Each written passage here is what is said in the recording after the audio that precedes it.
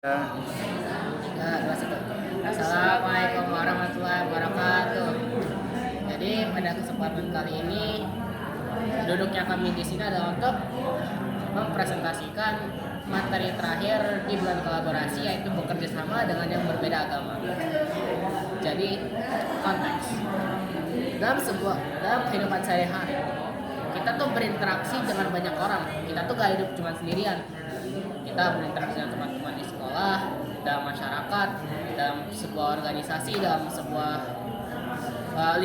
lingkungan yang dimana pasti ada banyak banget perbedaan-perbedaannya, perbedaan pendapat, gaya hidup, kebutuhan, bahkan perbedaan agama. Maka dari itu muncul sebuah pertanyaan, boleh gak sih kita bekerja sama dengan orang yang agamanya beda? Untuk menjawabnya, Islam adalah agama rahmatul lil alamin, alias agama yang menebarkan kasih sayang kepada seluruh alam semesta.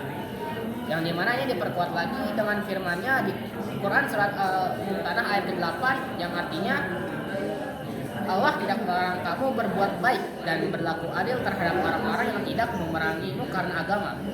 Jadi intinya kita tuh boleh untuk bekerja sama dengan orang yang berbeda keyakinan, asalkan mereka gak memerangi kita. Dalam kehidupan sosial kita diperintahkan untuk tetap menjaga hubungan baik, bersikap adil, dan juga berbuat kebaikan. Namun di sisi lain kita juga harus tetap menjaga akidah dan prinsip keimanan. Kita harus tetap teguh dalam iman, baik dalam berinteraksi dan juga profesional dalam bekerja sama. Dalam Islam ada beberapa prinsip utama dalam berinteraksi dengan orang yang berbeda keyakinan. Yang pertama, Islam adalah agama rahmat. Islam datang untuk membawa kebaikan bagi seluruh dunia, bukan hanya untuk muslim saja. Jadi kita memang harus membawa kebaikan-kebaikan nilai-nilai Islam kepada lingkungan di sekitar kita. Nah, siapa tahu kan dengan melihat kebaikan dan indahnya Islam tuh orang lain jadi terbawa untuk ikut masuk Islam. Yang kedua, tidak ada paksaan dalam agama. Seperti firman-Nya di Quran surat Al-Baqarah ayat ke-256, tidak ada paksaan dalam agama. Ini menunjukkan bahwa Islam menghormati pilihan keyakinan yang ingin diyakini oleh orang-orang. Yang ketiga adalah keadilan adalah kewajiban.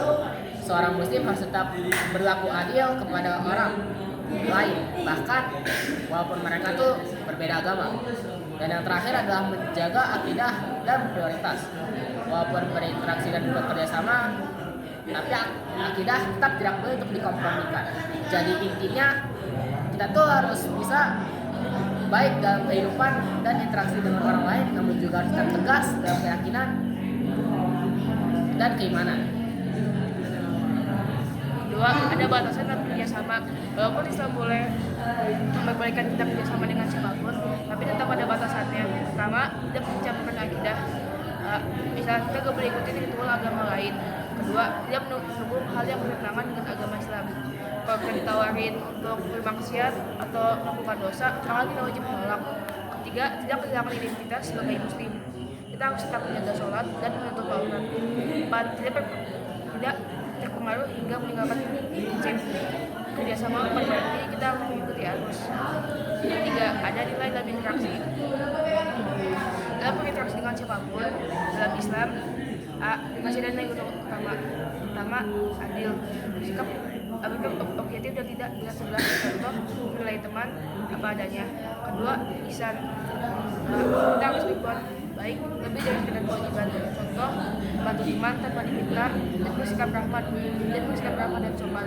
Tiga, profesional, bekerja dengan tanggung jawab dan kualitas terbaik. Contoh, tepat waktu dan menyelesaikan tugas dengan baik. Empat, untuk kerjasama yang disesuaikan. Islam sangat terbuka dalam cara kerjasama sosial dan kemanusiaan. Pun contoh kerjasama yang dibolehkan dalam Islam. Pertama, kerjasama dengan pendidikan. Contoh proyek sekolah atau presentasi bersama. Kedua, kerjasama dan kegiatan sosial. Ada bakti sosial, aksi, dan juga bisa kegiatan lingkungan. Tiga, kerjasama dalam pekerjaan. Contohnya organisasi, event sekolah, dan kegiatan ekstrakurikuler. bersama dan kemanusiaan, contohnya membantu korban bencana, menolong orang sakit, dan akses solidaritas. Jadi selama itu kebaikan dan tidak melanggar syariat, berarti boleh dan bisa. Sikap yang harus dikembangkan agar bisa bekerja sama dengan baik, kita perlu mengembangkan sikap itu. Satu, toleransi, menghargai perbedaan tanpa harus berunding. Dua, terbuka atau open-minded, mau belajar dan memahami orang lain. Tiga, empati, mau merasakan apa yang dirasakan orang lain. Empat, percaya diri dan integritas, tidak mudah sekali. Lima, komunikatif, yaitu mampu menyampaikan pendapat dengan baik. Sikap ini akan membuat kita mudah diterima dan mulai dipercaya. Menurutku, muslim yang membawa hak sebagai pelajar muslim yang tinggal di asrama agar sedang belajar untuk pintar secara akademik dan juga makan secara sosial dan spiritual. Dia akan kalian hadapi adalah dunia berbeda, maka kemampuan untuk bersama menghargai serta berprinsip adalah bekal yang sangat penting. Sebagaimana Quran surah Al-Mumtahanah ayat 8 mengajarkan kita bahwa Islam tidak mengajarkan kebencian, Islam mengajarkan keadilan, Islam mengajarkan kebaikan. Maka jadilah muslimah teguh dalam akidah, teguh dalam sikap dan wasiat dalam tindakan. Karena dari situlah kita bisa menebar kebaikan, mengurangi hidayah, menjadi pelajar